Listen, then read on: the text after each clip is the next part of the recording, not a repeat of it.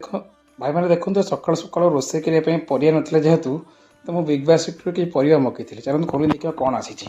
ଭାଇ କିନ୍ତୁ ରେଟ୍ ଶୁଣିଲେ ପୁରା ଆଶ୍ଚର୍ଯ୍ୟ ହେଇଯିବ। ଆରେ ବା ବଢ଼ିଆ ତ।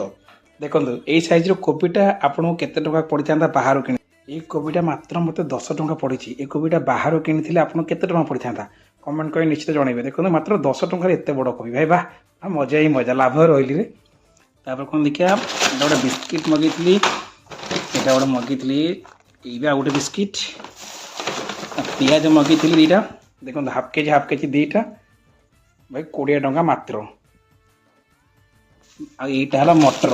ଭାଇ ଏଇଟା ସବୁଠୁ ଗୋଟେ ବହୁତ ବଢ଼ିଆ ଜିନିଷଟା। ଦେଖନ୍ତୁ ମଟର କ୍ୱାଣ୍ଟିଟି କେତେ ଅଛି, ଏଇଟା ହେଉଛି ଅଲମୋଷ୍ଟ ହାଫ୍ କେଜିରୁ ଅଧିକ ହେବ।